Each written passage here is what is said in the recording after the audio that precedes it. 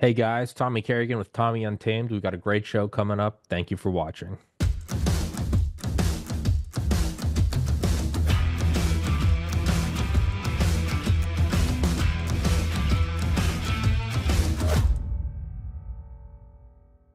Heaven's Harvest Prepper Food, 72 servings per pail, 25 years shelf life. I've had the owner Clayton on the show before. He's a God-fearing, America-loving patriot.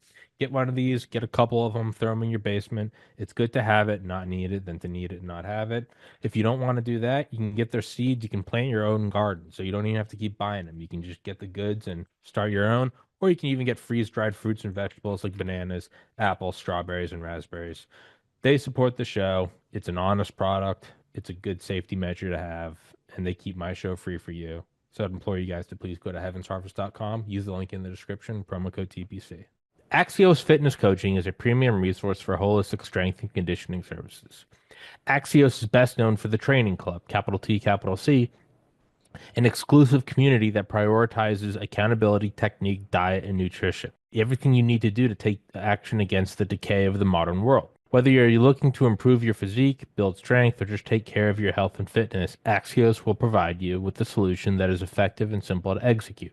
All you need to do is complete the intake survey, and you can see if you're a good candidate for the training club or any other of the services. And it's going to sponsor the show. So, one company falls off, another one arises. So if you guys like the show, you want to work out, throw the show a couple shekels.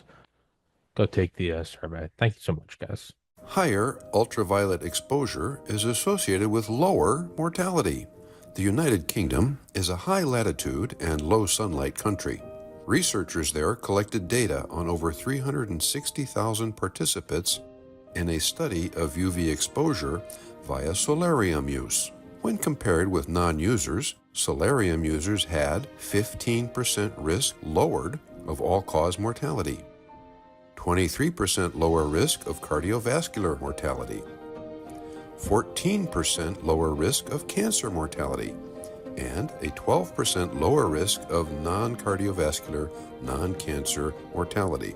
In other words, all other causes. Quoting the researchers, our study adds to the growing evidence that the benefits of UV exposure outweigh the risks in low sunlight environments. A link to the original publication is available in the box below the video. Get some UV light this winter. Immerse yourself in the tranquility of the blue. Visit a Blue Room soon. www.blueroom.com. What I just told you guys, the I guess predecessor to this show was the one EM and I did about the world being a global bar fight, and then yeah, somebody posted that in Tom's Substack or Telegram or whatever and Incestra, as I was just telling you guys. I just sometimes plug pieces in, and sometimes it turns into something great. Sometimes it turns to like a radioactive fire that I scold myself for doing. It rarely does the latter. So that's about as much as planning as I have for today. But yeah, that's just kind of where we were. Actually, it's kind of funny because EM bringing up, he's like, I don't think England's our ally or UK is our ally. I'm like, well, that's Luongo.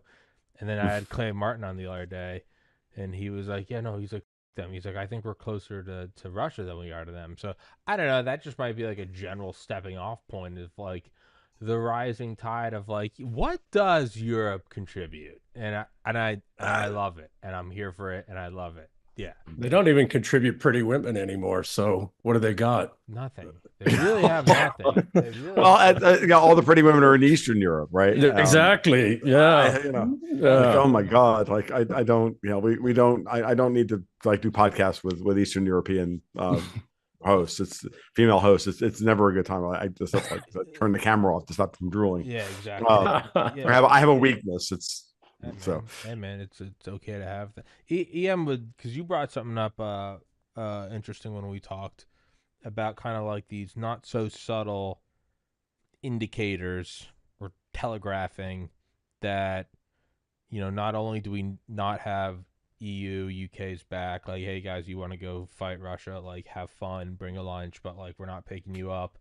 But you also kind of fleshed out the idea that, and if things implode over there, your military is more so on the same page as we, the United States, are. Could you like just touch on that briefly, and then I'll just expand from there? Yeah, so not so much in the continent, and that's a thing that, we need to be careful of, is that those of the British Isles and the continent have been at war for a couple thousand years since Tom's people 2,000-ish years ago showed up on our borders, right? So we've been at war, and the English-speaking civilization emerged in direct refutation to continentals, and we fought that out quite a bit of times. So it's not necessarily the continental militaries, which are useless. Well, they can change that though. They've done that before. But it's more the British Isles, the Irish and the English. I would say the Scottish too, but I don't know what the hell's happening in the homeland of my mother, right? English socialism. Yeah, well, they're sure What the trying. welfare state Yeah. did to the black family, and Yeah. what slavery couldn't do in 300 years in America, it took 60 years to do in the United States, which is destroy the black family. It's the same thing in Yeah. Scotland. No, Yeah. absolutely true. Yeah. Wales as well. And they've been Mhm. trying to do it with Ireland. Yeah. So it's not so much the continental militaries, it's the British and Irish militaries. And it's less the Irish military, although there's elements of that too, but more the Irish people. Mhm. 48% of American population has Irish blood, Home team. right? Yeah. Almost 50% of the presidents in the United States, in the history of the United States, were Irish. Yeah. And a little over 50 were Scots, Scots Irish. Right. So, For years, like you talk to people of Scottish descent, and they say, well, what are you? And they say, well, I'm American, because they Yeah. wouldn't want to admit that they were Scottish. yeah, Because Yeah. the antipathy towards the Scots, especially here in the South where I am, yeah, oh yeah, was so very strong. And it was oh only yeah, I have to actually credit Mel Gibson for bringing back a little bit of Scottish pride, right? Because Braveheart really did like bring them out. They were like actually allowed to express the fact that yes, again, no, I'm of Scots Irish descent, but like Yeah. I remember reading an article of Lou Rockwell ages ago where somebody, I don't remember who it was, but he wrote a great article talking about the old culture, the old cultural divide, and how the roots of the Civil War are really in many ways the English Civil Wars, again, the English versus the Scots and the Irish, Yeah. played out on the American soil, Yeah. because you had the northeastern Tories, and then certainly all the Scots ran to the hills, Yeah. and that's why hillbilly and redneck, if I understand correctly Yeah. if I'm wrong, but they are really derogatory terms that go back to the Scots and the Irish Yeah. first, and then they've Yeah. been grafted onto Americans here, and that still exists so deeply in American culture, and it's so deeply in the American divide, and it's something that we have a real hard time. A lot of people today don't understand that at all, and I'm like, no, it's like right in your face. Yeah. And and that was, of course, those divisions were then used during the Civil War to Well, and they're still being used, right? Of course All they are. those old petty grievances, et cetera, are still being used. Oh, the cultural differences, right? Yeah. The very fact that you look at the way Hollywood still treats the South, right? Mhm. And I can't watch. I mean, I'm a New Yorker, right? I'm a New York Italian. My dad went on the NYPD when it was dominated by Irish, and he had a hard time. I remember him like complaining bitterly about how hard it was for him to operate, because his name ended in a vowel. I mean, this is like a direct quote from my dad.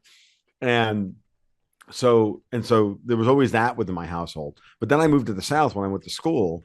When I graduated high school, went to school in the South, and I've been here ever since.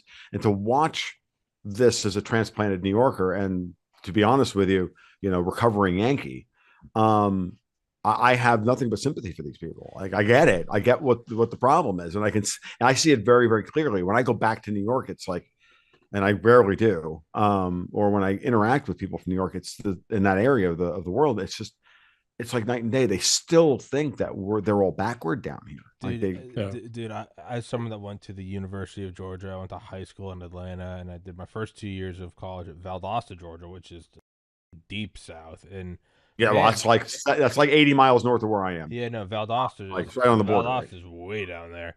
But Oh, even, yeah. even University of Georgia. I mean, University of Georgia had more accepted applicants to the medical schools in the big southeastern medical schools than any other feeder school. Alabama, Alabama, it's like that's where a lot of the space race, like high tech industries are. No one ever thinks about that. Mike Durant, the Black Hawk Down pilot, his company Pinnacle Solutions is there because that's where, in his words, that's where all the brain power is. Yeah. So in general, when you kind of look at that disdain for what, kind of Hollywood has for something, or even New England has for the side, you're damn there. It does kind of mirror the way that, I mean, you could say something like the UK or even all of the EU kind of looks down their nose at America. Well, over here in the EU, and Exactly. it's like, hey man, Exactly. you're looking down on people who are quantitatively, not just like anecdotal, Yeah. like, well, I knew a smart guy. I mean, quantitatively on the sheets where they told us at UGA, they're like, don't apply to this med school because they take so many Georgia students that they do have a quota to cut you off quantitatively. So if you mirror that and you look at how the UK and the EU look at us, and then you can understand that that's how the West Coast and New England looks at, I don't know, let's say the Southeast. You do start to see that, yeah, just because they say and just because they've had control of, historically bigger platforms, be it Hollywood or your nighttime just soulless suit, Jimmy Fallon or Trevor Noah, and they all say the same shit. It doesn't necessarily reflect reality. And then you have the point where eventually, when you see how much of a detachment from reality there is, the people who are being looked down on start to, their balls drop and they're like, wait, that. It goes from just saying that's not true to that. And then you start standing up straight and going, but that, and your mother How too. about yeah, yeah? It's like it's let's go Brandon, real Yeah. real quick. So this is I mean, what the Continentals have done to control the English-speaking people for the last 350 years. mhm. They realized they couldn't beat us militarily, couldn't conquer us, couldn't take the islands. It's not like great empires haven't tried. So what do? They figured out in the 1600s, we'll put a puppet king on there, a Danish king, William of Orange. We'll, plus up the industrialists with European continental monies so that we have the banking system, so that we control the city of London. And you've got a paper king on there that doesn't have any real power of himself because the nobility doesn't have any loyalty to him because he's not English. And then we'll just keep the English, the Irish, the Scotch, the Welsh, and the Midlanders and the Londoners and the East Anglians and everybody else all in these old battles and fights with one another. And also they go to Australia, New Zealand, United States. It doesn't matter. It's the same people. We're all the Right. English civilization, right? We have Mhm. conversations about, my mother's a Wallace. My mother's, from over there. And we have conversations and you think so and so did something. And like, last week, oh no, that was 300 years ago. Right? It's like we don't forget things. We don't, you know, something that happened 1,000 years ago, that's still in the family's memory. No, But the problem is it's used again and again and again by this continental mindset to keep us all warring with one another. Why? They've lived parasitically off the British Empire since the late 1600s. And they've been doing it increasingly since the 1940s with the United States. Look at the structures the Dulles brothers put in place. That started in Wall Street. CIA came later, right? All that stuff came later. So while I agree, Tom, that the City of London is a problem, Mhm. and while I agree that the Crown is a problem, it is a problem because we've been an occupied people going back to the late 1600s. I would argue. I would argue. I would not argue with you about that. Yeah. And part of what and understand that my understanding of some of this stuff is a little, is hard won and recent. So don't. I'm open to listening to different perspectives on this. So I'll probably sit back and listen a lot at some point during this. What I'll say is, I think it's been pretty clear and pretty obvious that that there's a divide, right? There's a divide between the English people, the Britons, who would Britons, Britons, and British leadership, and whoever British who happens to be running the United Kingdom at this point. There's a fundamental difference between Great Britain and the United Kingdom and bubble, all of that. So, which is terribly complicated in that respect. And to me, like, I champion the hell out of Brexit.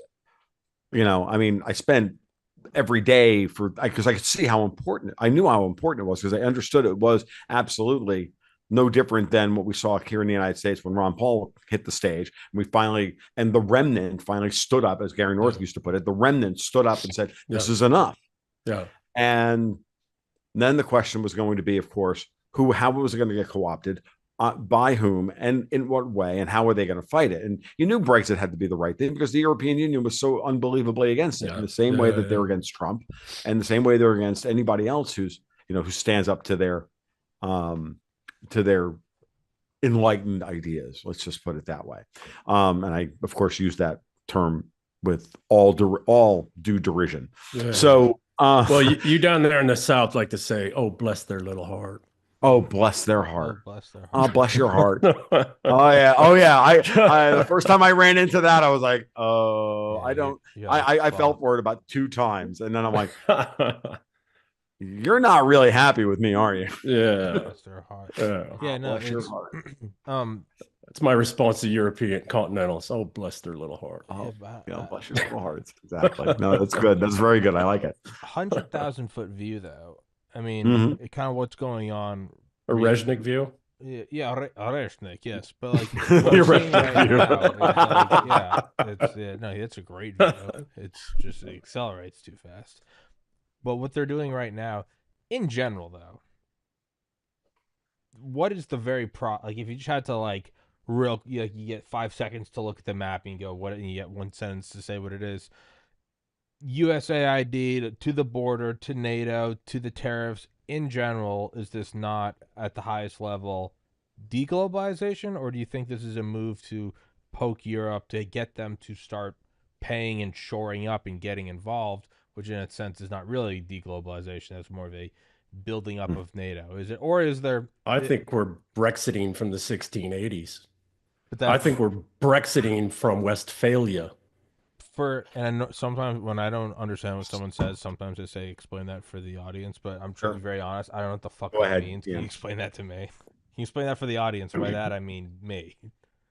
The Irish. Explain it for the Irish in the room. For the audience who happens to look and sound exactly like me right here, right now. Yeah. But go ahead, Ian. This is good. But what is Brexiting from 6? What does that mean just for me? So the event that is driving the modern world over the last 400 years, almost 400 years now, is what's called the Peace of Westphalia. 2 treaties, Innsbruck and Munster, 1645, 1649, fascinating period of time.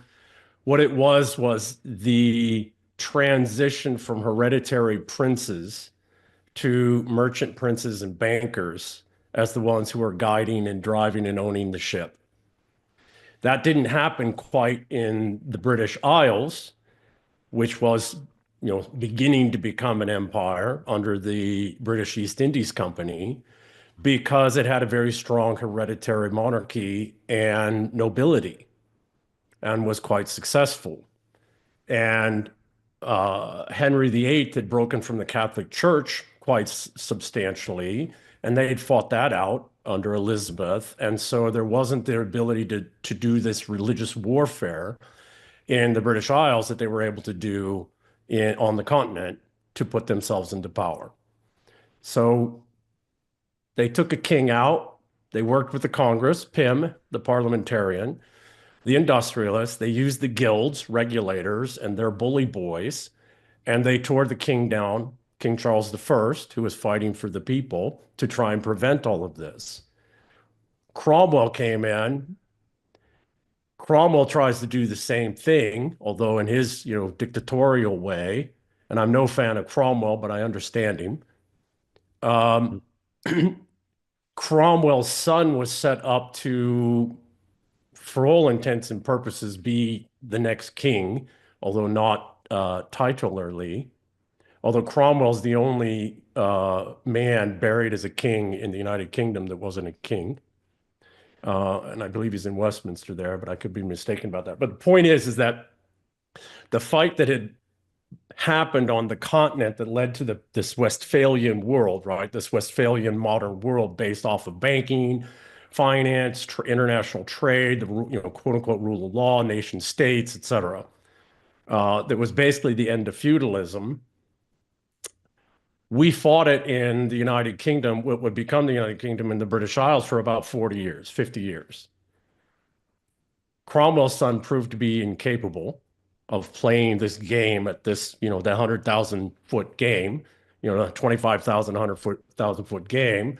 So they brought one of the Stuarts back over. He was just a drunken womanizer. And so finally they brought William of Orange over. This is the industrialists and the parliamentarians, because that's who now had the power, was the parliamentarians, not the princes, ostensibly over the people and the exchequer. And in 1688, he brought an army over funded by Continentals and took the crown of England by force at the invitation of the parliamentarians and the industrialists that were building up on the Thames River there at the time, who needed the labor for their factories, who had the labor, the princes in the agrarian world.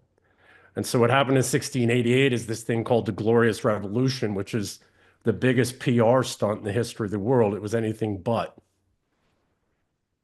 And ever since, the United Kingdom, the British Empire that would build out from there has at the top been controlled by continental banks ever since.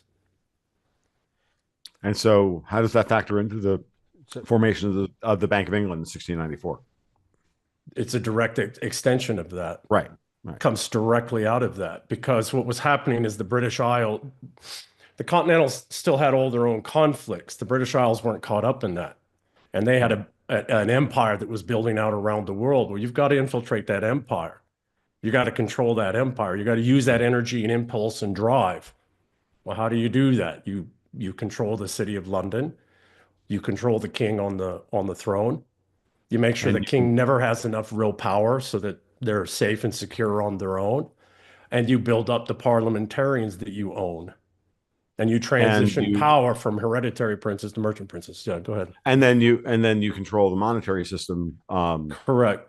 Because in the Westphalian, control the monetary system to the central bank, where you can now control. Because my argument at this point has been that since then, I very intuitively, ages and ages ago, having read, and I only got this idea in my head when I read Neil Stephenson's The Baroque Cycle, where he talks about that whole sequence of it. I didn't understand much of the history that he was going into at that point, but clearly the formation of the Bank of England in 1694 was the beginning of this era of history in many ways.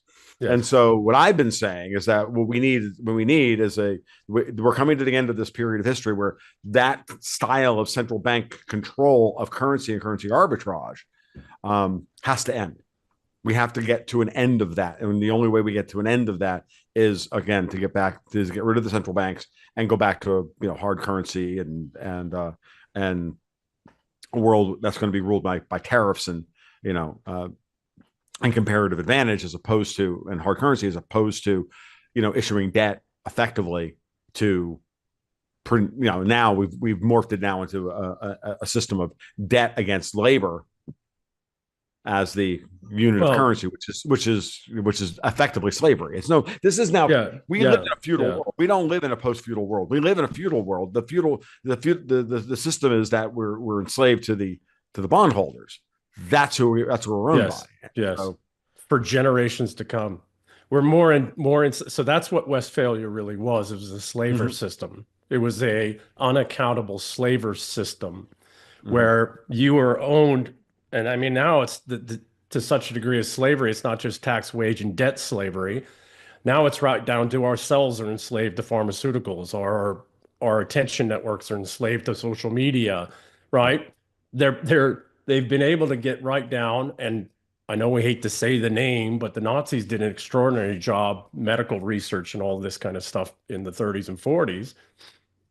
They've now enslaved the hundreds of trillions of cells in our body. And they make vast fortunes off of that. It's a slave system so total and absolute, no monarch or prince could have ever thought of it. No dictator could have ever thought of that. And I agree, it's come to an end because there is no more future to borrow against. Right. That's the key. That's the key. Once you reach debt saturation, you have to reset the system. You have to.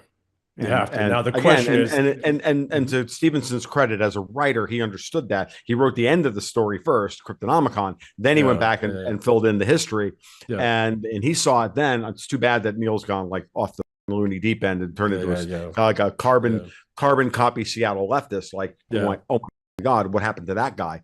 But those first 6 or 7 books that he wrote were unbelievable. They were very, very hip, and they were very much on it. Snow Crash, those guys, the Diamond Anathema, Age, Anathema, Anathem. I didn't read.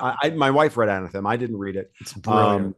But once he got to Fall, the sequel to Reamdy, where he's like, we're all going to upload our consciousness into the now. I'm like, no. No, we're now it's a godless universe. Now he's gone to like complete godless friggin' transhumanist. I'm like, I'm not interested in anymore. Like you were fine when you were updating Philip K. Dick. You are not fine anymore. This is very important. It's a very important divide, and Neil Stephenson pretty much stop after. I would say the Baroque cycle. I haven't read Anathem, so I can't. I think that's the last one I read, and I haven't read any of his stuff after. To squeeze all the words in and then squeeze out the distilled juice from the sponge. To Brexit from 1680 is to move away from cheap, foreign, essentially slave labor without being explicitly called slave labor. It's you have a job. It's the same. We just change the names. We don't tax, wage, and debt slavery. You're a slave. It's tax, wage, and debt slavery. You come to do cheap labor. It's not exactly the feudal system, but it kind of is. And then you have the central banks, and all the money kind of floats up, and then they can do seemingly ethereal things with this money. That's all work put on the back of people working for shit, and early like textile revolution. To the United States, you're saying that right now is what's happening is a breaking away from that. Internally, and I would imagine externally. By externally, you would say, well, we're not going to use slave labor in Vietnam to build Nikes anymore. Internally, you're saying you're going to have factories so that people can have a job and have a living, which is what most people want. To the leftist people that are saying, oh, Americans don't want to work in factories. A lot of people just, the vast majority of people I know, they just want a 9-to-5. They just want to be able to provide for their family. So that's right. Is that kind of what the Brexit from 1680 is? Is that system breaking away from that in general, Tom? And getting back to owning your labor. Yeah. You have to get back to owning your labor. Yes. You have to get back to owning your labor. And the only way you can do that is to have money that has no counterparty. No counterparty risk. It's also like all those retards that are like, building microwaves in America. Oh, yeah, that's how all the great wars are won. And it's like, what do you think the manufacturing base of World War II was? Where do you pivot?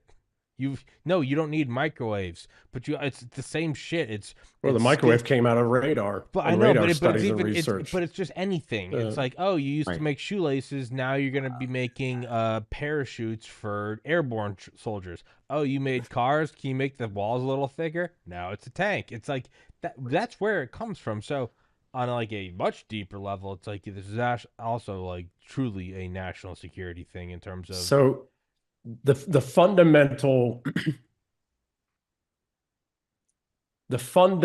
principle of English civilization in refutation to continental is individual sovereignty and the right to private property. Those are the two fundamentals of our civilization. We don't have either one of those right now. I think Tom's no his Starlink, it does. Gotcha. So if you are taxed out of your mind, if you are indebted out of your mind, do you have private property? No. It's the carefully and impressively constructed facade that you're not a slave. A facade. If you're a slave. If you can't speak the truth as you know it, do you have individual sovereignty and act upon that? Do you have individual sovereignty? No, and I know that because whenever you see someone in the UK be like, America thinks they have all the freedoms, we're just as free too, we just don't have school shootings, I just always reply with the same copy pasted. I said, tweet out right now that you think it's wrong when illegals rape or immigrants rape children. You won't, because you'll go to jail. You're not free. No, you're not free. Can you guys hear me? Yeah. Yeah. My back? Yeah. Yeah. Okay, I guess I had a quick power glitch. Thankfully, like No, you're I good. didn't. I just okay. Yeah. No, you're good. Um, But that's No, kind no, of no. If you, I always look at it. I came at it from like really hardcore libertarian theory. Not that I hold to that in practical sense today, but I always used to argue with Marxists. I'm like, okay, so, dude, at the end of the day, who owns you? Yeah. Do you own yourself? Yeah. If you don't own yourself, then who does? yeah. Yes. And their Yeah. only answer when they know they're trapped is they say, "I'm uncomfortable with this concept of ownership. I'm gonna fuck off." Like Yeah, exactly. when I had like very good friends, Marxist friends, argue that with me, and we get to that point, I threw them out of my house. That's not. Yeah. That's not an It's answer. really simple. That's not You an don't answer. want to accept the fact that you have a property right in your own person. So It's that simple. And if you don't accept that, now you have a choice as to what boundaries you want to put around that. yeah. That's your choice. Yeah. You want to give up some of Yeah. that? That's your Yeah. choice. But at the Yeah. end of the day, you have the ultimate right to say no. Yes. Period. Shall I pull out my copy of V for Vendetta? Like, you know what I mean? Like that's that scene when she's in jail and she's writing and she's Yeah, reading the thing about the inch and she's reading about the woman. Oh my God, I'm writing my life story on toilet paper, right? That moment. That's what we're talking about here. And Oh. you always have the right to say, I'm ready to die, to say no. So this is If what you're not willing to do makes- that, you're not free. This is what makes English civilization so different than any other civilization that's been, except for maybe Russian to some degree, although they have their own unique ways. Our princes went to war over this to make sure that we had this capability for more than 1,000 years with the king and with other princes and with continentals. Right? That's what the Magna Carta was. It was a codification of the limitation of the king's power. Right. To remove, what was that fight over? Private property and individual sovereignty. For more than 1,000 years, 1,500 years, an Englishman's king is his castle. That was meant. That wasn't just some, we paper over that now as, well, a Englishman's debt is his castle now. I think's how we'd interpret it. But these things are deeply woven into our civilization. And we fought this out amongst ourselves with kings and barons and bad princes and foreigners for more than 1,000 years. We need to get back to that. And we need to remember that when we have a sufficient enough enemy, inside or external, we get over our petty family feuds, right? For us Scottish, we get over the fact that our tartans are different colors. Mm-hmm. We get over the fact that you Irish exactly. speak a different form of Gaelic than we do, right? Or that those Longshank down there south of the border in England, right? We get over that and we're like, okay, yeah, no, you. And we'll get back to fighting later. We can get back to petty squabbles and fights, and some are pretty serious. We'll get back to that later, right? But what's at the core of it? We'll get back to that later. Individual sovereignty, this is private property. Yeah. Sorry, go ahead, Tom. Yeah. And that spirit still exists here in the United States in certain enclaves. Like you still have that deeply embedded here. And in some ways, what was really fascinating when I stopped to think about how that was turned against us many ways to foment the Civil War. Yes. Right. That impulse of redneck, quote unquote redneck in Appalachia and Scott. And remember, let's back up. Who won the Revolutionary War? It wasn't the North. It wasn't Washington's army. It was the Swamp Fox, and it was those guys in the South fighting a guerrilla war that won the war. Like at the end of the day, like those guys won the war. And then they worked really hard to. So I was just going to say. What about Sherman and the Civil War? Yeah. Well, exactly. And then he goes and he sows the ground with salt in order to make sure the South never rises again. Why? Yeah. And so what was done to set us against each other is we're still dealing with it today. It's terrible. And I'm an immigrant, right? I'm only second generation Italian, So I see it from a slightly different perspective. I don't have that visceral thing. My wife is Appalachian, actually, and from Ohio, and so I see it somewhat there, but not to any extent. What I see there is just the after effects of it, how poor these people are in Southern Ohio, West Virginia, Northern Kentucky, like that area of the world. It's like that area of the country is one of the poorest areas of the entire country, has been for a long, long time, and continues to be, and will probably continue to be into the future. So now the question is, how do we overcome that? Because we're still fighting the same freaking war today, and it's still being played out within the United States, and that division is being used to try and break the United States up. Yes. And it's the same, that have been doing it to us forever and a day. So now the question is, can we overcome that? Trump, to his credit, understands that this is the problem. I think he does understand this, and he's in a very different position. Fundamentally agree. I think go ahead. I know my connection might still be. I'm still getting aftershocks of this. All good, Tom. All good. What were you saying, Ian?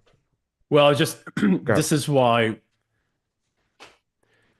there does come times when we have to set aside our long-standing differences and remember who we are and where the we come from and what our ancestors went through so that we could even be standing here today to be in this fight. Do you think that, you could almost argue that that's a kind of a bigger picture thing right now, is like, yes, if you took all these disparate pieces and plug them together, what do you have?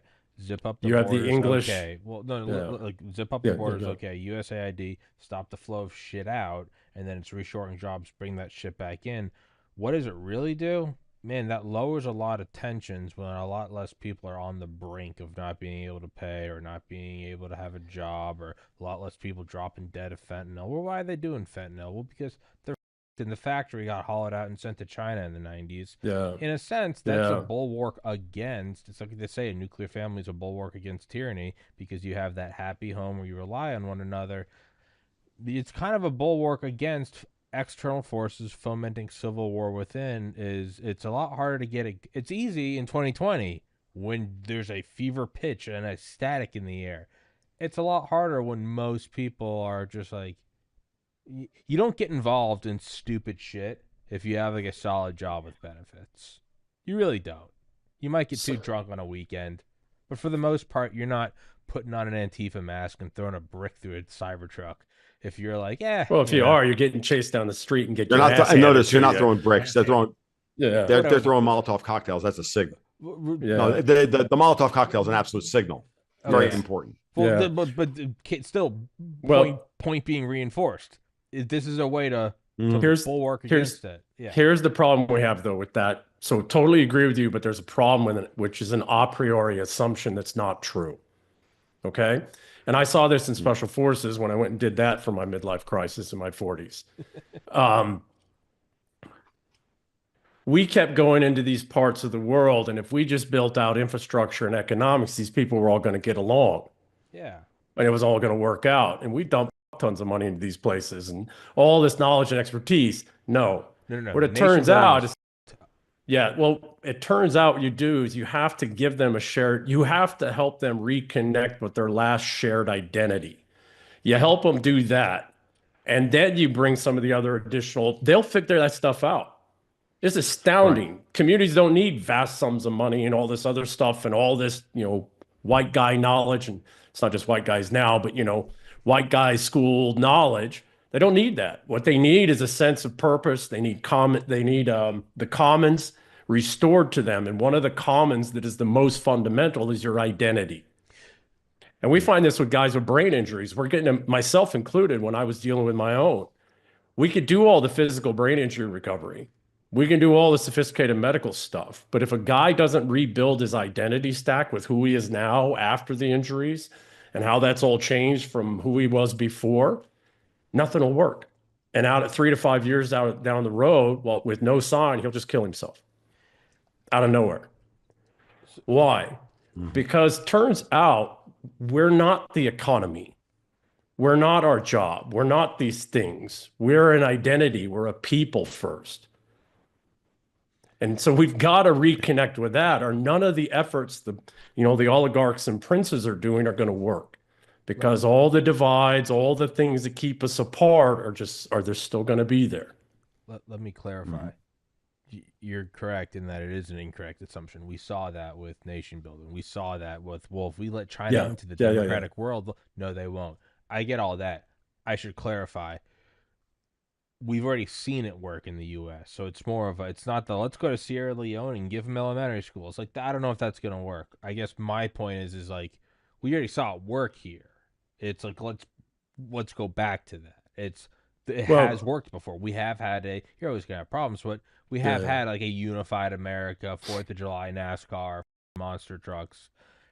No, that is a flawed assumption. It's like we're going to go to Iraq and we're going to build the target. Like, they're going to burn it and rape people in it. Here, it might work because it has worked before. No, you don't think so? Because we have all of it now. Okay. If we have all the wealth, we have all of it here now. The problem we have is we don't have an identity anymore. We've allowed them to fracture that, and we've allowed, like, the thing I hear the most that drives me nuts is how much we hate the British. It's like, we are British. We're Americans. We've distinctly unique, but we're no different from the British than the Irish were, or the Scots were, or the Welsh were. That's where our civilization comes from. But then how do you restore? So so you're saying like it can't be done because we have the problems and we already have the jobs, and it's well, then how can it even? Remember, stop hating our parents. As fucked up as they might have become, they're under duress too. Right? But remember who we are. Remember that we've got over 1,000 years of going through these fights. Go back to that history. Look at it. Figure out how these, how have we been torn apart before, and how did we come back together? I'm looking at like, well, how does that get done here? Does Trump do an emergency broadcast system and say like, hey, remember who you? That's what I'm getting. I think it's happening. I think he's trying. I know. All right. Go ahead. Ian, you're absolutely on there.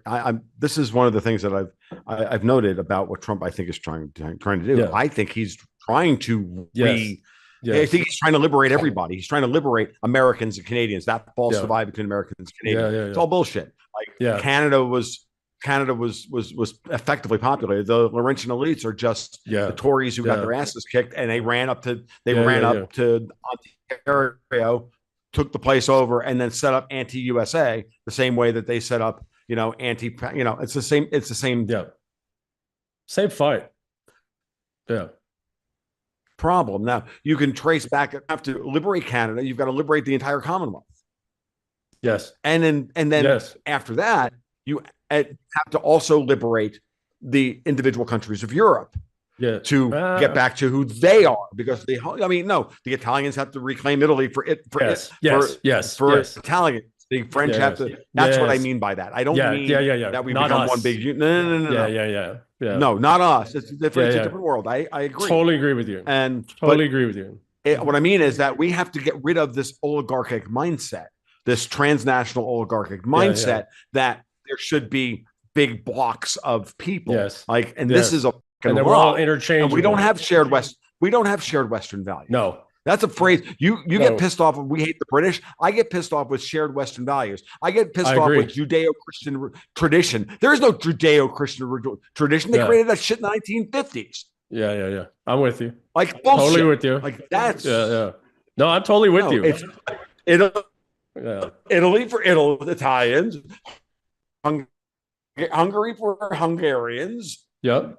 If the French want to be French, I don't know why, but let them be French. Same thing with the Germans. I don't give a shit. Just leave me out of it.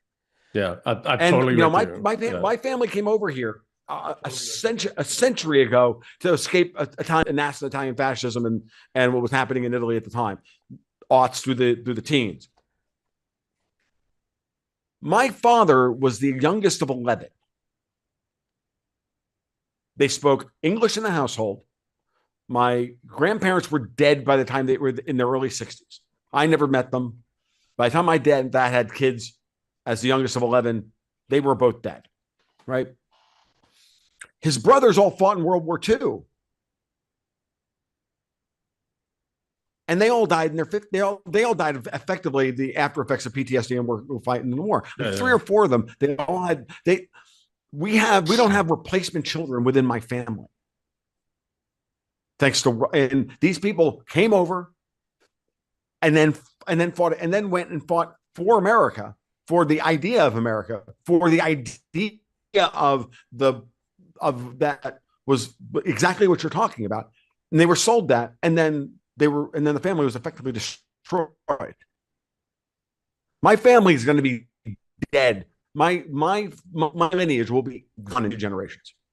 Okay, only one of my father's children has had replacement levels of kids in the grandchildren. Like his grandson Mike, my nephew Mike has had 3 kids. No one else has had more than 1 or 2. I've only had 1. Shut up, Mike. Okay, so what I mean by this is this is real. Like the attrition rate on my family is insane, and but they did so to fight for these ideas. Correct. Italians, Yes. first generation Italians, Yes. The kids barely born in the United States. Dude, there's a Growing bunch up in of Brooklyn. Irish. My dad tracked it down. There's a bunch of Irish Carrigans that came over and immediately started fighting in the Civil War. Like immediately. Oh, that was a big thing. I know, but that's my point. Is like that is a thing. Is like you come over 750,000 real dead, and half of them were Irish. Yeah, that's what I mean, though. It's like so that is the thing. But in general, the whole idea of the removing the I don't what I just always visualize things in different ways. But kind of when Tom you're saying that all these countries, I just think of like if you ever take like an ice tray, submerge it in water versus when you slowly bring it out, and there's all the separate things, and that's kind of what it is. You can't have this big amalgam of just dog shit, oligarchical one world. No, you do have to have all these independent things, not only for your like you're saying, Ian, you do have to have an identity in your cultures and your holidays and your that's like the sweet part of life. And then it's also like it's also good to have all these competitive separate economies as opposed to Vietnam's willing to do it for 1/100th of a penny, but Nigeria is going to do it for 1,000th of a penny. Like that is a race to the bottom, to a real just to like inner nothing. circle of hell, kind of just dog shit. Totally. So here's another thing about Tom, to your point about your Italian family, right? One of the things that's unique about English civilization is that it was multiracial from the very beginning. It was Alfred the Great trying to figure out how do we get Danes and Frisians and Anglos and Saxons and Celts and Gales and Britannies and Welsh and East Anglians. How do we get and the Irish and all of their how do we get all of these peoples on these islands to work together as a whole? And he took pieces from each, a lot of it from the Danelaw, because they were fairly good at some of these things. And so from its very beginning, the English civilization, unlike most others that are very ethno-based, like the Germans and the French and others, from its very beginning, it's if you adhere to and earn the right of individual sovereignty and believe in private property and are willing to fight for that for yourself and others, you could be an Englishman. Yep. Right? And America is the greater, excuse me, the more sophisticated, broader distillation of that. Mm-hmm. Yes. Right? We just expanded upon that. But if you adhere to those 2 things and you're willing to stand for it, fight for it, for you and others, you can be an American. Mm-hmm. Right? You can be English. You can be an American. You can be a member of the English civilization. Well, and it's interesting you say that, and I'm not flashing back to my social studies in high school. I grew up in New York, so 1 full year of social studies is we studied the Iroquois, in New York State, because the Iroquois, the 5 or 7 tribes of the Iroquois in New York State. Like there's a story. That story is very reminiscent of what you just told. like Yeah. all these warring tribes that eventually Yeah. came together, As a you know, confederation. and Yeah. they and our you know, our founding fathers, you know, for Jefferson, they were very, very much Yeah. influenced by those Yes. people. And when you really study Native American cultures, you'll realize they're fiercely individualistic and fiercely protective of private property rights. Yeah. Yeah. To Yeah. the point, I've had discussions with libertarians talking about shit on Vancouver Island and other enclaves where like these people are so enlightened in that respect that they don't write property, they don't write deeds down in they don't have lawyers to write deeds. They just have like, you know, property cards and people's names written on who owns what land in pencil, because why change the 3x5 card? Just scratch one guy's name out and write the next guy in, because they all trust each other, because it's a high trust, because they're getting about very high trust society. And because private property is inviolable. It's the one inviolable. This is what's at the heart of English society and civilization, and we've got to remember it. And we've been financialized since the 1600s. I agree completely. Right? So when I say, you know, English civilization, I don't mean the English themselves, right? I don't mean Britons, but our civilization goes back 1,300 years. Right? Component pieces before that. We've been through all these things before, right? And if you look at the empires that have existed, the British Empire has done more for the world than all other empires. It's built out schools and roads and education and industry. And it did. Now, did it steadily get corrupted and co-opted at the top? Yep. Because we've been occupied by continentals. Yep. And because those continentals realized the same thing that, Tom, you talk about in immense detail, and I'm very respectful of the work you do. It's the same thing they've been trying to do, not been trying, but they've been doing with the United States since the 1940s. Through the Eurodollar system. And all the aid. Now is, and now the question is, you know, who set up that system? You know, to me, it was always, you know, it became very obvious that there was something seriously wrong at the top of London. Like, and I don't know who's, you know, I don't know where that tracks from there. I don't know that history. I'm perfectly willing to be educated about the prehistory of that era. But I look at all of this and I say, just simply put, like, whoever was angry at us losing to us in the Revolutionary War, be it the British or the fake British that ran the empire at that point, I don't give a shit. Doesn't matter. What matters is they want their colonies back. Yeah, well, I don't think, and they're still butthurt about it. I don't think that. Yeah. Well, and it's again, I think it's the Continentals through their control of the city of London, which was, you know, the Dutch East Indies Company, basically, for all intents and purposes, William of Orange, etc., and his traitor Stuart wife. To them, there wasn't a victory of the colonials over the British in there wasn't a revolution. That's a PR gimmick. To them, it was, we're fighting the Spanish Empire and the French Empire at the same time. We can't afford this little, Tommy used the word last time, we talked kerfluffle over there. Let's give them the illusion of self-rule. We've done that before. We'll give them the illusion of self-rule, but we'll control them through the financial and the banking system. And we'll just steadily enslave them, where more and more of the fruits of their labor in the form of debt and debt obligations and in, you know, did colonialism end? No, it just rebranded and repurposed itself. What is it? It's the banks. Well, all of this aid money, you know, we're looking at USAID, et cetera, but look at the $1 trillion a year and trillions of dollars Americans have paid out, quite aside from the military and military assistance, which is another whole thing. But all of that aid money that goes to these countries goes into the banks of their former colonial masters, which then flows back to Europe and is the liquidity that keeps Europe going. So they don't consider the Americans to have, you know, won a revolution. The Americans enslaved themselves.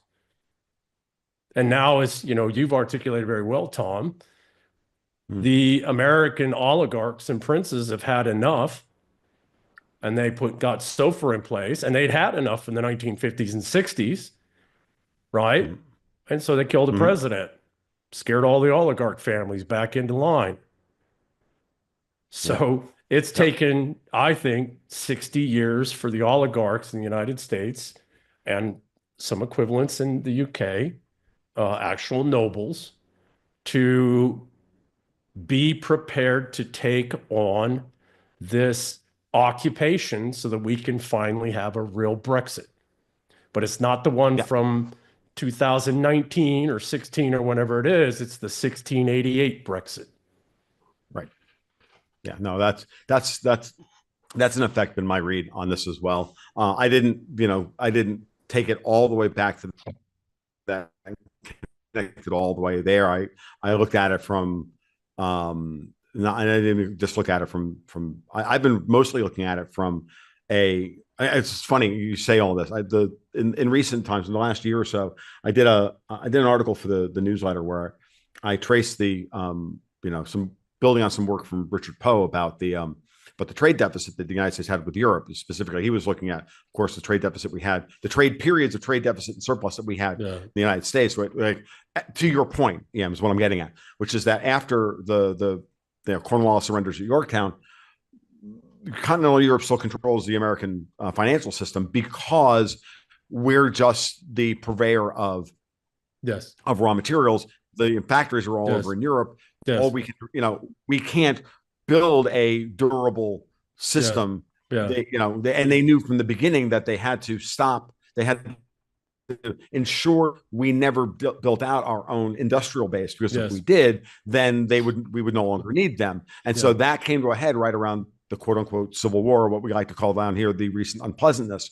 And once you get to there, from that period, from Reconstruction forward up until Bretton Woods, we run a trade surplus with Europe, not a trade deficit. And that's what built the American empire. That's what built the America that we all kind of, not line on, right? But it's also built out with their banking money. Yeah, go ahead. Agreed. Yeah. And then, starting with the Panic of 1907, and then World War One, and then the Dawes bonds, and us lending all the money to fight World War One and everything else, we wound up really enslaving ourselves at the banking level back to the system overseas. Interesting. I'm going now that we've established all this, right? Now I have a question for you. What's your view of Churchill? I think Churchill was an asshole. Because I think Churchill's the pivotal figure here. I think he's an asshole. Well, I agree. I think he's a great man. I think he was actually. Okay. I think. Okay, Churchill, so I'm interested because I have a very negative view of Churchill at this point because of how he sold, in effect, the whole system. Again, it's hard to. This is a perspective I've never entertained before, so I'm doing this live, guys. I'm not passing judgment here. I'm trying to integrate what I think I know with what I'm now being presented with, and trying to come up with something different, a different model in my head. But go ahead. Churchill was not the architect of it, and forgive me, I'm horrible with names. There were some others that were the architect. They went back. He was on the outs at the time. There were some bankers here in the U.S. and some continental bankers and the City of London bankers, and they said, this is how we can re-enslave the colonials, to financially sustain and more militarily sustain the empire that we can't sustain anymore. And Roosevelt played a huge part in that. All of that effort, really the infrastructure, everything was being put in place in the 1930s through Wall Street. Well, right? I'm actually speaking now when Churchill was Chancellor of the Exchequer. When he was, I'm thinking about the period from World War II, or World War One to 1925. I'm thinking about that period. Okay, well, that's okay. So great, because what was happening during that time is this enslavement of the Americans. Infrastructure was all being put in place with the participation of our own people. The Dulles guys and their predecessors and all of that. World War II was a way to just lock it in place, sink it all in, lock it all into place. Because from our perspective, we have the Revolution of 1913. creation of the Federal Reserve, 16th and 17th Amendments, right, which destroyed the structure of the country. Income tax.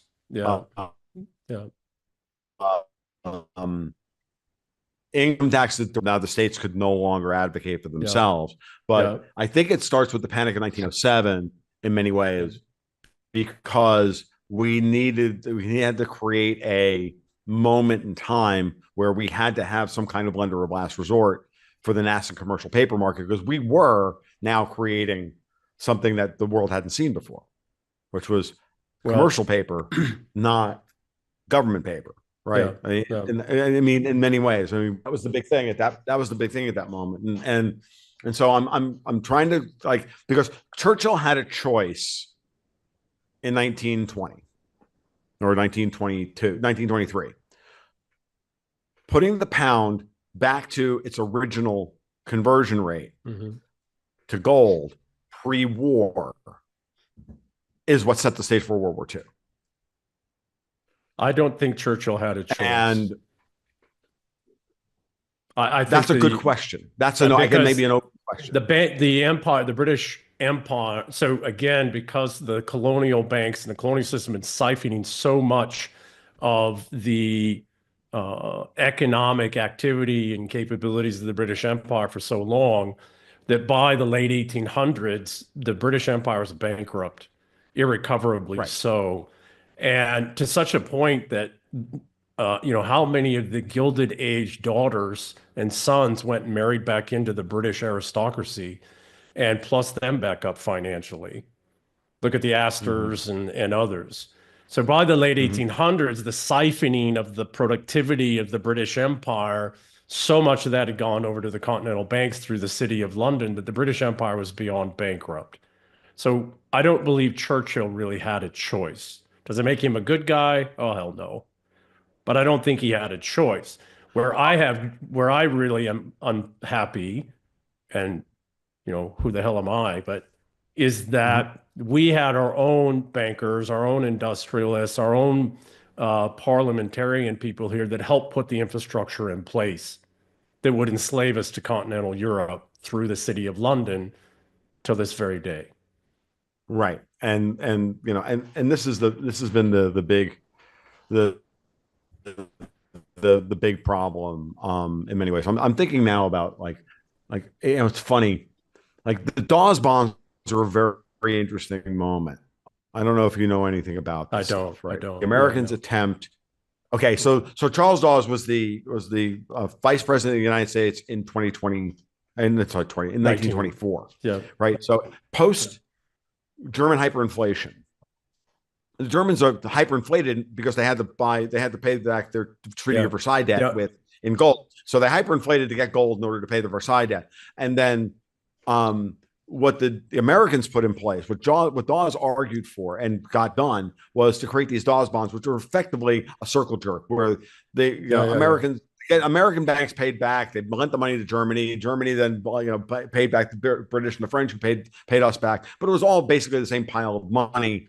But at some point, Churchill made the decision and everything was fine had they revalued the pound at its current actual market value as opposed to the pre-war value. And what he did was he went back to the original. He tied it to the went back on the gold standard. Britain went back on the gold standard to the same $20.67 an ounce equivalent pre-war, which then, of course, created a massive deflationary impulse and made it almost impossible now for Germany to ever. Someone still wanted their pound of flesh. Is the point I'm trying to make here, and they still wanted the same number of ounces of gold. They weren't going to get it through effectively a financial circle jerk. Dawes wins the friggin' Nobel Peace Prize in order to stop all of this. And these Dawes bonds are in place all the way and through until paying back until the 1930s. And Hitler complained viciously about all of this stuff because it was set up a treadmill that Germany could never pay back its obligations. In effect, France or Britain or whoever who actually forced this horrible peace, and the Treaty of Versailles is clearly the unjust peace, right?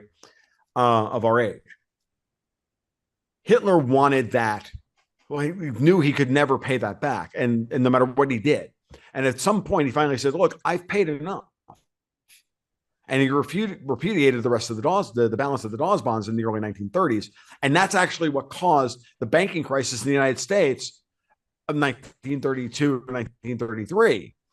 Actually, and they did it in early 2033, and I think it's 33. And that's why Roosevelt had to close the banks and revalue gold to $35 an ounce. Because it caused a complete blow up, because this whole system had been running in order to try and get Germany out from underneath it. But because Churchill revalued the pound at the pre-World War rate, it was never going to pay anything back. And the way I mostly understand this, so this is, and I think that was your inciting incident. I'll be honest with you, that's your inciting incident for World War II at that point. But that was a moment of independence from the Dutch, French, British, continental City of London thing you're talking about. That was, look, I'm declaring independence. And so then he went from everybody's friend to now we have to kill him. And because he started the process of moving Germany out from underneath that system, if I understand correctly.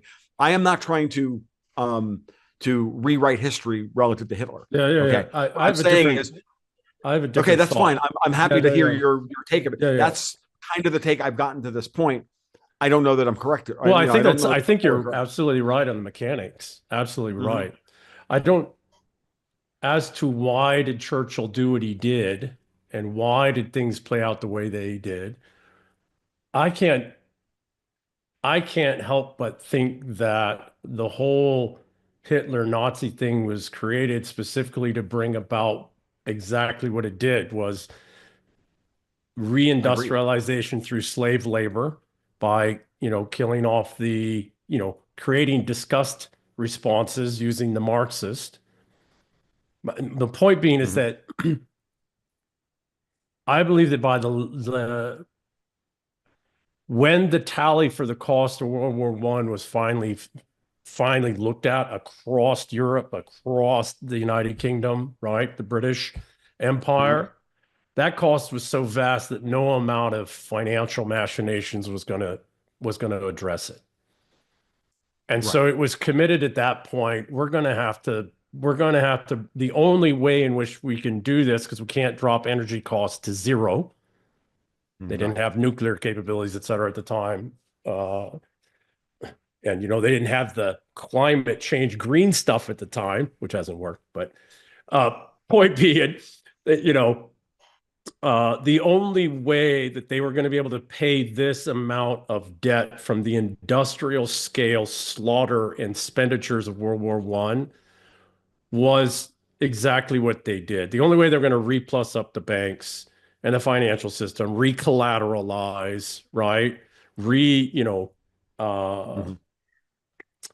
Not re-liquefy, but, have the liquidity necessary to expand and destroy enough things so that you spend 30 years rebuilding and, et cetera, was to do exactly what they did. And just like we spent 20 years or 10 years forcing the Russians into a position where they had to move into the Ukraine, we did the very same with the Germans. Because if you look agreed completely.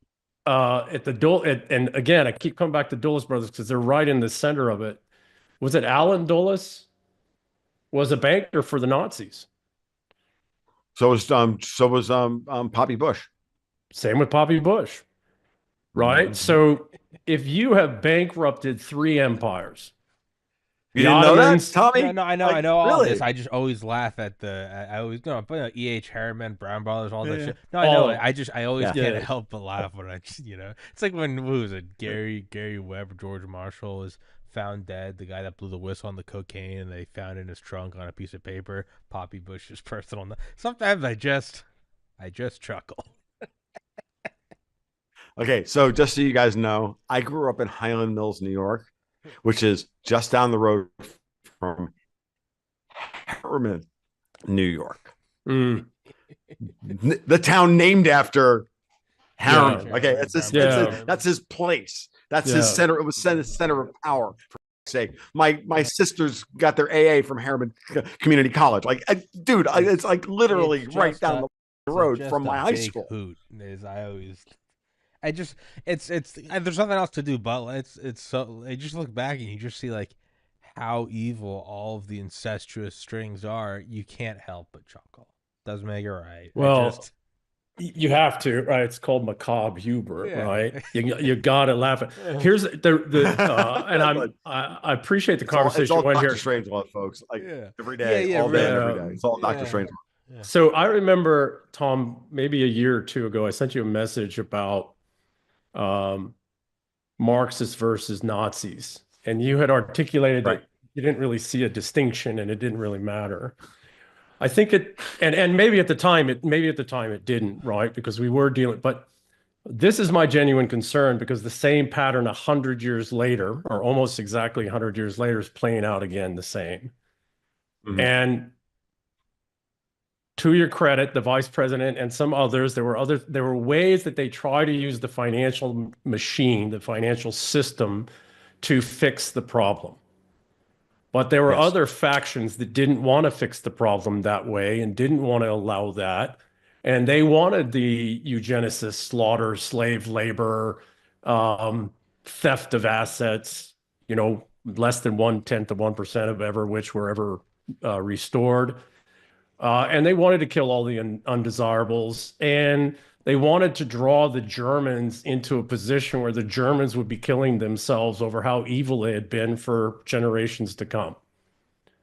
And we're seeing the same thing now as the current, everybody looks at Trump like Trump's this genius. And Trump's a brilliant guy. He's a great guy, but it's the other people around, the power around, that made sure he got into office this time, quite all the obstacles. That are the ones that have the... Right? They have all the plans and strategies, and they're trying everything they can. Those other factions that denied that possibility in the 1920s, that led into the 1930s, and then into World War II and everything after, those factions are still here, and they're still very powerful, and they still want to do the same solution. And yes, they are. Right? I agreed completely. If I remember correctly, my general rule, Ian, and it replied to you a year ago with a flip answer about fascism versus communism. I'm of the opinion at this point, just to make it, I'm like Trump. I'm like, I just want to make it really freaking simple. They're all commies. Like, and I mean that in that if you don't really aren't an individualist at the end of the day, if you don't believe in individual sovereignty and you don't believe in English, in fact, in your terms, English society, then you're commie. And I just need to, we need to get rid of Marxist or Marxist. We have two generations of Americans and English who just, at the end of the day, they just want to believe that well, no, we never, communism sounds great in theory. No, it doesn't. No, absolutely not. It's terrible in every way. No, they're just commies everywhere. So, and I firmly believe that common turn never ended. But I also understand the idea that did they create communism as a false boogeyman? Yeah. Oh, it was a real boogeyman. Then we get into Richard Poe and whether Marx was an MI6 asset and all this other shit, and who did Lenin really work for? And like World War I broke down the Russian Empire, took down the Ottomans. Right? Like, think about it. The Germans sent somebody to go talk to the Ottoman people. The Ottoman peoples about jihad. The Germans funded Lenin and Trotsky to go to Russia, put them on a train, and sent them there with security and funding, $40 million. So, and who set those folks up to do that? So, point I'm getting at is this, though. While I agree with you, and I call them resentfuls in the book I wrote, The Eternal War, there are two factions. One's the Marxist faction, and the other one's the Nazi faction. Down underneath, they're both socialists. They want the same end. They just go about it in two fundamentally different ways, and we need to be careful because the Nazis are way more sophisticated, way more clever, way more ludicrously devious, and they will burn and murder and slaughter anybody. And if you were in this, because the debt that we had gotten into in the late 1800s, early 1900s with World War I pales in comparison to the debts that we now collectively have. And if you were going to do what you did to Europe to re-collateralize and build your liquidity and have enough destruction so that you can rebuild for the next 30 years. There's only one country in the world that you would do that to, and it ain't Russia. It's the United States. It's right here. We're the only ones with that kind of wealth and assets and right and know-how and all the rest of it. Yeah, no, agreed completely. And so for me, it was very obvious at one point. I just looked at this whole thing. I'm like, this is just the Europeans trying to get Russia and the United States into another freaking war. That's it. It's also a deflection. It's also a distraction. It's a deflection. Yeah, it's a distraction. Because the only way we beat these forces internally, externally, and so the only thing that makes sense once we get through this, whatever the hell it's going to be, is a Russia-China-US alliance. Yes. It's the only thing that makes sense. It's the only way to keep all these from, right? Yeah, no, it's the only way to keep them from rising from the grave. You have to kill them. Absolutely. So, and to your point, if I might, one piece there. And this is what. Yeah. Sure. No, go right ahead. Go right yeah. ahead. No. To something you're saying. Sorry, I don't mean to interrupt, but you're absolutely right. The two things that we have to throw off is this whole concept of Western civilization, and that we're Europeans. That the English are Europeans. Both of those. Sorry, I didn't mean to interrupt you, Tom. Yeah. Yes. Both those ideas. Both. No, you. If you want to make my point about Europeans, you interrupt me every day of the week and twice on Sunday, dude. You go right ahead and do so. I'm okay with that. Please. Yeah, that's a winner every time. I don't have to be the only guy standing on this fucking island. Okay, I'm with you. But no, it's true. It's true. We're not Europeans. We're the Europeans who left to become something better. Yes. And we have to be proud of that. And we have to realize that, every time Europe gets into trouble, they choose war. Yes. Well, slavery and war. And so now they're about to turn, Europe into a big penal colony called the digital euro. They're going to bail in everybody. They're going to, they won't even tell you what their plans are, yet they'll tell you what their plans are. And so when I look at what Trump is now trying to do, and I was just chatting with my partner, Dexter White, about this very thing, because he's brought up some very interesting things that are happening with Greece. And I looked at him and I said this in a market report for the patrons the other day. I said, everything in this world is fractal.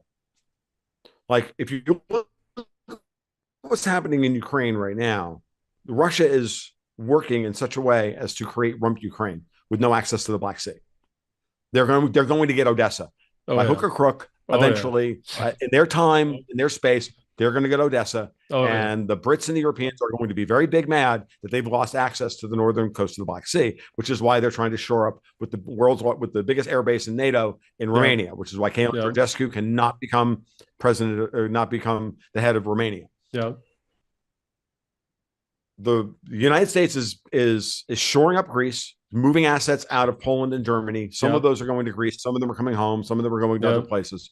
Greece is becoming very important. Giorgia Meloni has survived the Italian deep state to this point with U.S. backing, and she is on her way to Washington to cut a bilateral trade agreement with the United States around the European Union in a direct thumb in the eye to Ursula fucking von der Leyen. Saying, we're Italy and we're going to negotiate a bilateral trade agreement. The last time that the EU tried to shake their people down for a whole bunch of money to send to Ukraine, it wasn't just the Hungarians who said no. It was the Hungarians, the Italians, the Spanish, the Portuguese, and the Slovakians. Now let's look at that situation. You add Greece to those countries that said no to more war in Ukraine, and all of a sudden you've got basically every country that matters on the Mediterranean, other than France, in alliance with what Trump wants. Now you have new NATO forming on the northern coast of the Mediterranean, and the only access that the EU has is the French Riviera.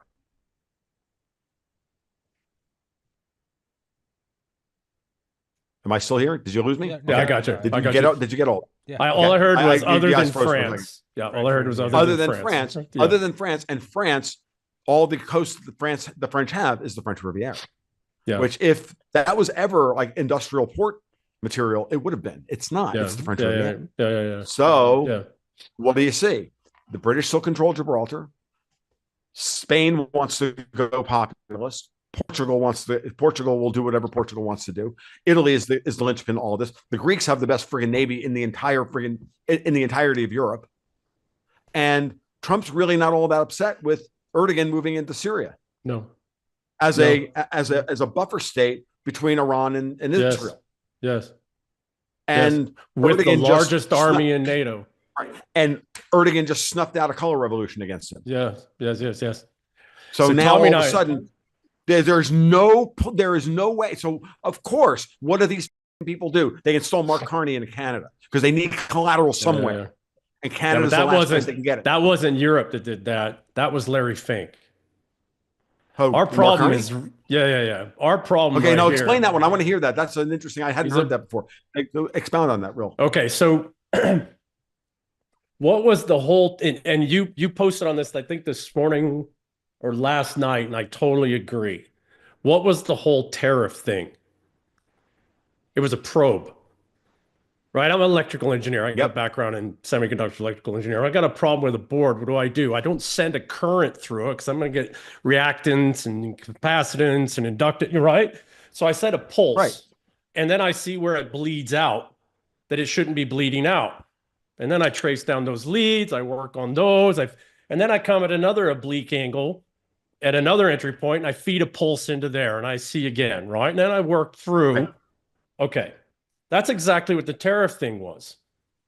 Mm-hmm. Because, right? So I totally agree with you. No, I'm laughing because I have a completely different way of looking at it. I'm a board game guy. Yeah. And so I sit down and I go, I've been at the gaming table playing games far more complicated than card games, far more complicated than poker. And I've gone, I got 4 people at the table. I'm trying to win. And I'm like, I don't know where I am right now. I'm like, I look at the board. I know what deck he's playing. I'm going to do this.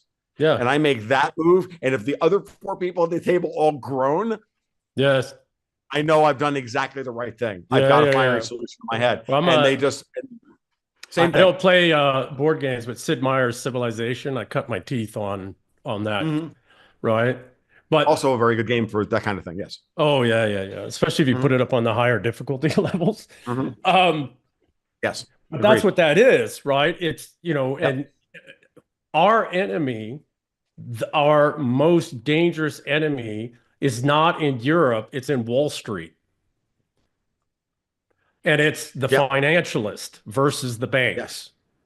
Yes. Right? It is certain factions on Wall Street that I would consider quote unquote Davos banks. Correct. Well, as opposed to they funded and built. Yeah, totally agree. It's the financialists versus the bankers. And what's interesting is the day this is all. Yeah. And what's interesting, right, is that the same day that all this is happening, Jamie Dimon, of all people, goes on Maria Bonfim, literally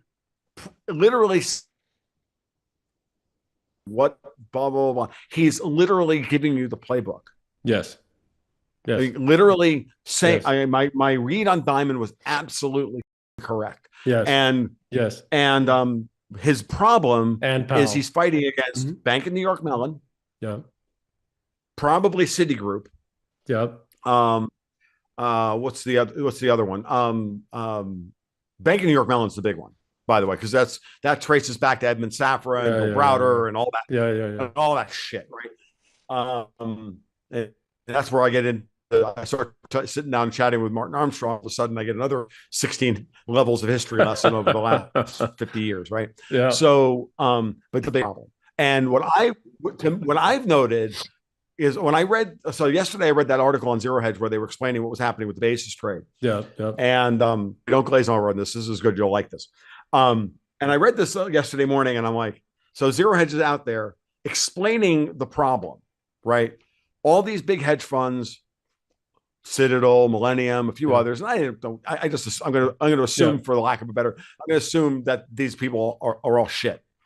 they're putting on these stupid basis trades where they're basically betting at massive leverage for a couple of basis points between the futures and the spot treasury market. It's really what it comes down to. But in order to make any money on it, they got to lever up 50 times. Now, when you're 50 times levered, a 2% move against you wipes you out. Okay. So now, why would they put this trade on if it blew up on them in September of 2019 with the repo crisis, the SOFR crisis, if it blew up on them in March of 2020 with COVID, if it blew up on them this here, and it blew up here and here, and every time they put this basis trade on at these massive leverage levels, it collapses on them, and then they have to go to the Fed for bailout. It's because where do they get the money for this? How does somebody keep giving them capital to keep doing the same thing over and over again to blow up the financial system unless it's deliberate? Correct. It's the only thing that makes any sense. Correct.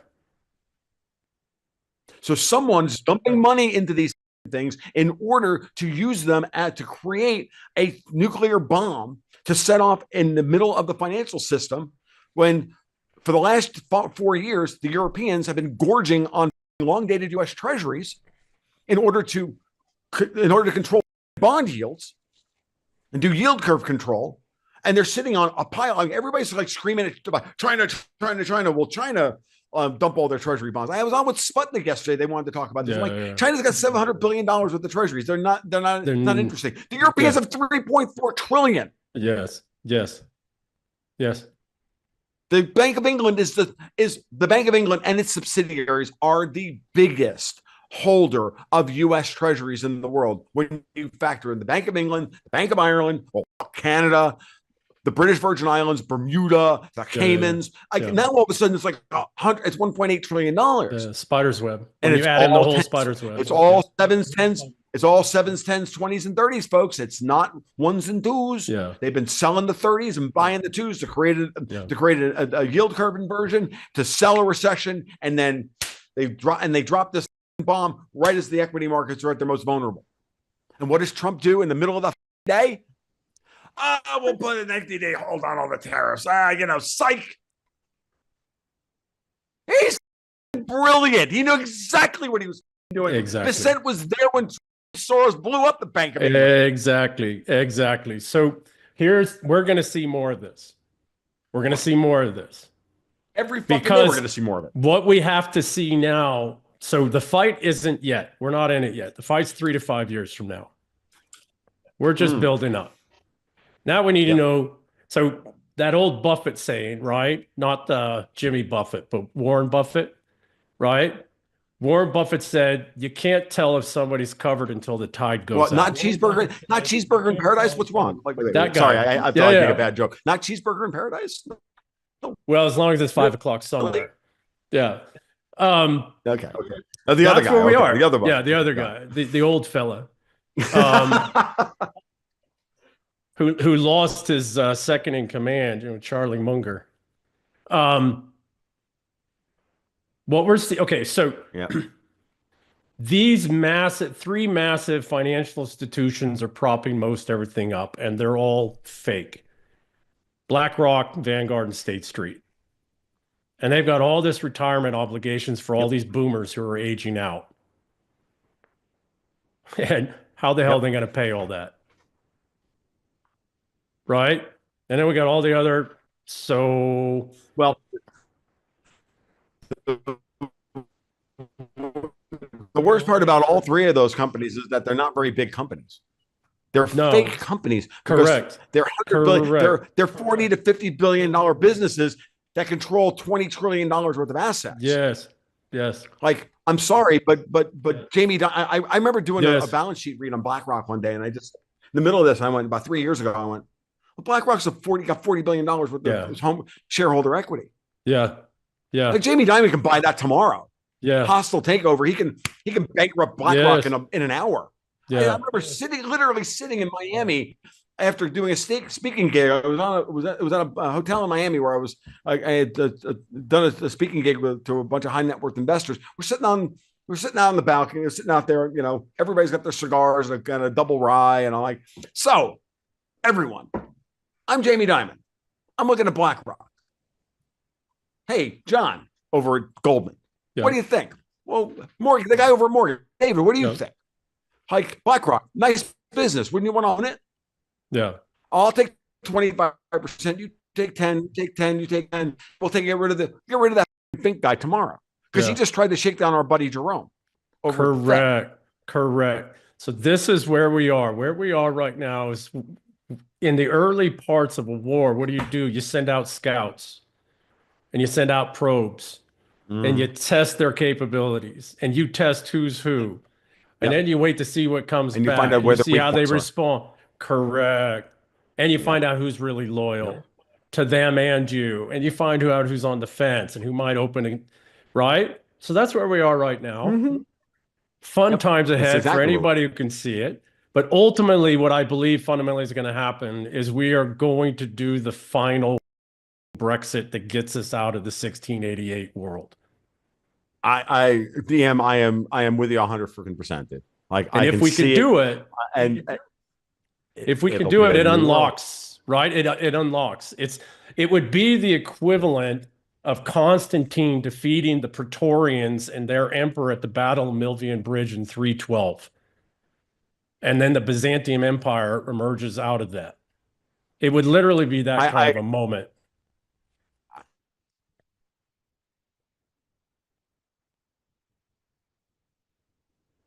think Tom froze up. Yeah. Tom froze. Explain that for me. What the Battle of 325? 312 Milvian Bridge. Constantine. So I wrote about this on Twitter, the Praetorian threads. The Praetorians had actually been in control of Rome and the Roman Empire since Augustus. There was no actual emperor since then that really had any power, not even Marcus Aurelius, Hadrian, the others. It was the Praetorians. And they were the security also for judges, for generals, et cetera, et cetera. So the Praetorians were the ones that were in control of the Roman Empire so then, I can't remember if it was Vespasian or one of the others, they separated out power and moved a center of power ostensibly to control the empire better to Constantinople, what would become Constantinople. Why? Because it was physically defensible. And it was in the richest part of the empire, which was the east. That power they built, they didn't use Praetorians, right? So the Eastern emperor, and there was two of them, he didn't use Praetorians. They did it on purpose. And they did this for about 100 years. And then finally, Constantine in 312 went back and crushed the Praetorians irrefutably, killed the emperor, their puppet emperor that they had elevated. And then the Praetorians that had survived, he scattered them across the empire, said, if you ever come back together again, I'll kill you. And he did. But what it did is it broke the power of the Praetorians over the Roman Empire. It was really the Praetorians and their theft, in this case, the Continentals through London, right? It was their theft of all the resources, production, assets, turning everybody against everybody that really brought Rome down. And it took Constantine and this separate power base, so like the United States out of London, right, out of England, to establish that power base. And then he went back and just crushed them in battle. And out of that, Byzantium emerged. And it is, when everybody talks about Western civilization, Western culture, and they talk about the Greeks and the Romans, et cetera. If there was a Western civilization, it was actually Byzantium, which was Roman, Hellenized Roman, right? Orthodox Christianity, all of these great scientific advances that were borrowed from the Middle East. If there was any argument of a Western civilization, it would actually be Byzantium. And that would fit. And by the way, that would fit in terms of Muslim, Orthodox, and Jewish eschatology as well. And, what little I understand of it. What I was going to say, and I figured out why I was still, when I had my brownout earlier, I got connected to the wrong friggin' Wi-Fi. Now I'm back on the proper Wi-Fi, and now the connection's stable. I'm like, oh, that's what's going on, right? Awesome. So what I was going to say is, what I've been saying is that, like, and it popped into my head one day, like, I agree with you. That's a great story, Emma. But what I said was, if Donald Trump is even half as successful as he wants to be, he'll be the most consequential person since Genghis Khan. In that, today there's a billion descendants of Genghis Khan around the world because of the amount of change that he brought about. Not it's a different way of saying the same thing. Totally agree. But what made that possible was not so. Genghis had a general named Subutai. He wasn't even Mongol. He was one of the forest people, and Subutai served all 5 great Khans. Right. Till he's in his 70s. He ran 5 wars simultaneously in the steppes in Europe, etc., in ways that nobody could coordinate again until the Germans in World War II. But point being is that Genghis Khan had Subutai. And this is not exaggeration. I mean, this is I'm laughing now because I'm like, oh, my Taekwondo instructor loved this guy. That was his like his name. I know. I have a guy. Point being, though, is I fundamentally agree with you. None of it would have got started and happened were it not for Genghis Khan. But he also had the Subutai, who was consistent across the next 4, and he had 4 more descendants in that line, right? The rule of 4, you got to get past the first generation. And if you can get into the 3rd. So I agree with you. We possibly are having a Genghis Khan, we need to see if we survive. We need to see if we can get into this actual fight in 3 to 5 years. And then there's going to have to be continuity for at least the next 20 years, maybe the next 40 years for it to all stick. Yeah, agreed completely. I absolutely agree, and I think our mutual friend Alex Craner has laid out the nascent version of it. You can see tweets from Elon Musk talking about the Bering Strait and this. What I said about 6 or 8 months ago, I think I might have put this in Alex's head one day, which is why he started writing about this. Which is that take the globe and stop. When you look at a globe, don't center it on Europe. Move it to the Pacific Ocean. And you see it's a boring map, but you see the 3 great powers of the 21st century and into the 22nd century. It's the United States, Russia, and China.